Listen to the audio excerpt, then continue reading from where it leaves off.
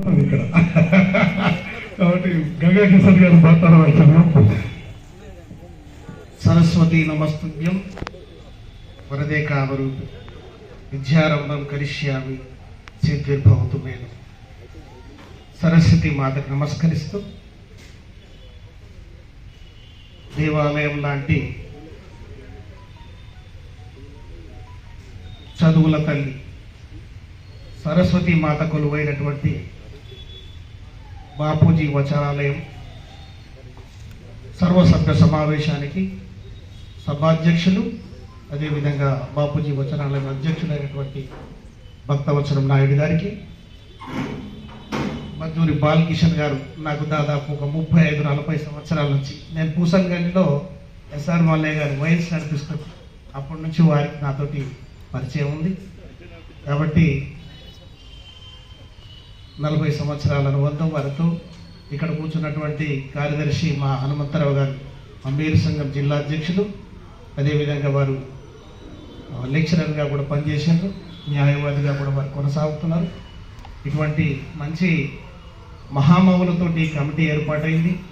అందరూ కూడా చాలామంది ఇదివరకు చెప్పినారు, గత కమిటీలో ఎప్పుడు కూడా బాపూజీ వచనాలయాన్ని ఒక సామాన్య ప్రజల నోట్లో ఆడే విధంగా చేయలేదనేటువంటి భావన అందరికీ ఉంది. కానీ సమయం వచ్చినప్పుడు మాత్రమే ఒక సంస్థ కానీ లేదా ఒక వ్యవస్థ కానీ దానికి ఉద్దేశాలు, ఆశయాలు ఉంటాయి. కాబట్టి భక్తవత్సలం నాయుడు గారు అధ్యక్షులు అయిన తర్వాత ఈ సంస్థకు ఉన్నటువంటి ఉద్దేశాలు ఏమిటి, లక్ష్యాలు ఎలా సాధించాలని చెప్పేసి మంచి సంకల్పాలు తీసుకొని వారు కమిటీని కూడా ఏర్పాటు చేసుకున్నారు. ఈ కమిటీలో కూడా చాలామంది మంచి అనుభవజ్ఞులు, సంఘ సేవ, నిస్వార్థమైనటువంటి భావన ఉన్నటువంటి వ్యక్తులు ఉన్నారు. కాబట్టి నేను ఈ సభాముఖంగా కోరేది ఏంటంటే, ఇదివరకు అందరూ కూడా శాశ్వత సభ్యత్వాల గురించి రుసుము తగ్గించాలి లేదా సభ్యత్వాలు పెంచాలని చెప్పేసి అనుకుంటా ఉన్నాం. సభ్యత్వాలు పెంచడం గొప్ప విషయమేం కాదు. ఇక్కడ ఉన్నటువంటి కమిటీ వాళ్ళు, ఈ సభ్యులు ఇప్పుడు 400 మంది ఉన్నారు.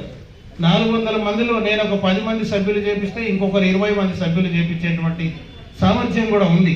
కానీ సభ్యత్వాలని కాకుండా ఈ సంస్థ యొక్క విలువలను కాపాడేటువంటి వ్యక్తులు కావాలి, ఈ సంస్థ యొక్క ఉద్దేశాలను కొనసాగించేటువంటి వ్యక్తులు కావాలి, ఈ సంస్థ యొక్క లక్ష్యాలను ఛేదించగలిగేటువంటి సామర్థ్యాలు కావాలి. అటువంటి వ్యక్తుల కోసం మనం ప్రయత్నం చేయాలి. కానీ ఏదో నామినల్గా నేను శాశ్వత సభ్యుడిని అని చెప్పేసి సంవత్సరానికి ఒక్కసారి వచ్చి దీన్ని దర్శించుకొని పోవడం కాదు.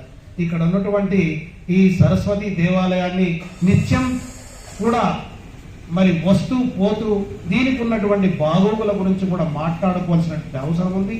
అదేవిధంగా నేను మీరు అందరితో కూడా రిక్వెస్ట్ చేసేది ఏంటంటే, ఈ శాశ్వత సభ్యాల గురించి కాకుండా నిజంగా నిస్వార్థంగా ఈ సరస్వతి మాత యొక్క ఉన్నతి కోసానికి, విద్యార్థుల యొక్క ఉన్నతి కోసానికి, వారికి ఇంకా అనేక రకమైనటువంటి సాంస్కృతికమైనటువంటి కార్యక్రమాలు చేయడానికి, సాంకేతికత చాలా పెరుగుతూ ఉంది.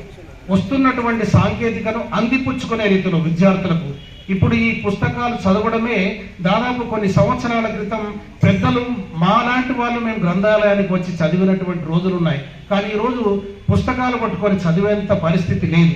ఈ సెల్ ఫోన్స్ వచ్చినాయి, తర్వాత ప్యాడ్స్ వచ్చినాయి, అదేవిధంగా కంప్యూటర్స్ వచ్చినాయి. వాటి ద్వారానే ఈరోజు విద్యార్థులు వాళ్ళ యొక్క విద్యార్జన చేస్తూ ఉన్నారు. కానీ మళ్ళా సాంకేతిక ఎంత పెరిగినా అది తిరోగమన స్థాయికి చేర్చేటువంటి పరిస్థితులు ఉన్నాయి.